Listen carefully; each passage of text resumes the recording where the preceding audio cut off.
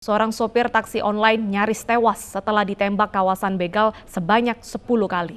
Korban berhasil selamat dan sempat melawan karena mempertahankan kunci kontak mobil miliknya. Korban berhasil selamat setelah kawanan begal kabur dengan mobil rekan mereka yang menjemput. Evi Hanafi, usia 45 tahun, sopir taksi online jadi korban begal. Evi mendapat orderan dari para begal untuk membawa mereka dari daerah Serang menuju Celeles, Lebak, Banten. Di dalam mobil terdapat 4 tersangka yakni AGS, RD, RFD, dan IM. Sementara itu rekan tersangka FB usia 24 tahun mengendarai mobil putih dan membuntuti mobil incaran mereka. Sesampainya di sebuah perkebunan yang sepi, para tersangka menembakkan senjatanya ke arah bahu korban. Karena melawan, korban dihujani peluru sebanyak 10 kali tembakan hingga mengarah ke bagian kepala. Korban berhasil selamat setelah berduel dengan para pelaku. Senjata yang digunakan para pelaku jenis airsoft gun. Meski sempat ditembak, namun korban tetap melawan. Korban mempertahankan kunci kontak yang akan diambil oleh salah satu pelaku. Yang jenis pistol yang digunakan pelaku untuk melakukan penembakan di bagian kepala maupun bagian tangan kepada korban. Kemudian kita juga melakukan pengembangan dan mendapatkan juga satu barang bukti lain, yaitu senjata airsoft gun jenis revolver di tempat pelaku. Kemudian kendaraan 2 unit baik dari kendaraan korban maupun kendaraan pelaku. Bareng semuanya 5 orang. Setelah tadinya itu pesan di Pandeglang, cuma Pandeglang tidak ada, berangkat lagi ke Serang. Nah, di Serang jam 1 itu dapat. Nah ini mobilnya mengikuti putih ini, cuman ketinggalan. Nah, setelah gagal, baru dijemput sama mobil ini. Banyak masyarakat yang melihat. Nah kan di situ kan jarang mobil lewat jam segitu. Nah ini lalu lalang nih, putih ini lalu lalang. Sudah berencana berarti ya? Sudah berencana.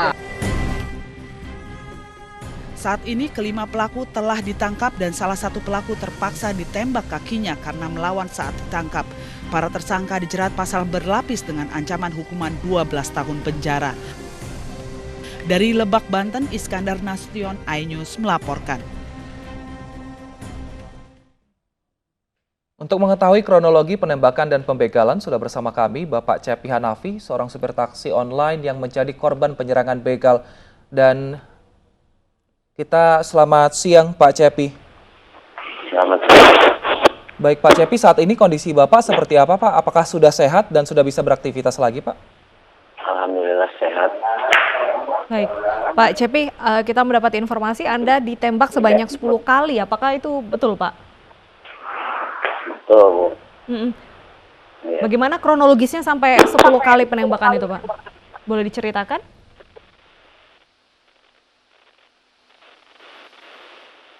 Baik, kita akan mencoba menghubungi Pak Cepi untuk mengetahui bagaimana kronologis dari kejadian tersebut karena memang kita ada gangguan teknis. Kita akan ke informasi selanjutnya pemirsa. Berniat merayakan Idul Fitri bersama keluarga, seorang napi kasus narkotika diringkus polisi saat bersantai di teras rumah.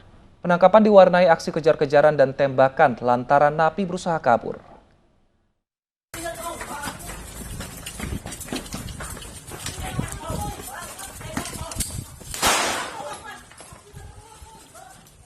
Kejar-kejaran terjadi antara petugas dan napi narkoba yang hampir 4 tahun buron ini terekam video amatir warga.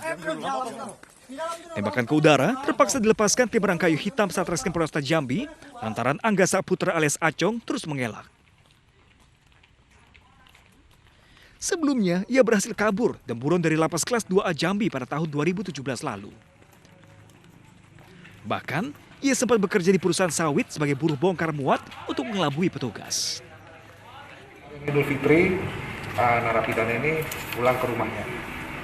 Mudik lah. Mudik soal dengan keluarga. Dari situlah informasi didapat dan kemudian tim TK Rangkayu Hitam melakukan penangkapan kepada narapidana tersebut. Usai diamankan, petugas akan menyerahkan napi tersebut kepada pihak Lapas Jambi untuk melanjutkan sisa masa tahanan yang belum selesai dijalani. Dari Jambi, Adrianus Susandra, iNews melaporkan. Ya pemirsa dan juga Wilson, kita akan kembali menghubungi Bapak Cepi, seorang sopir taksi online yang menjadi korban penyerangan dari sekelompok begal. Pak Cepi, bisa mendengar suara kami? Baik, tadi sempat terputus Pak terkait dengan kronologis penembakan, mungkin boleh diceritakan kepada kami bagaimana kejadiannya? Ya, Bu.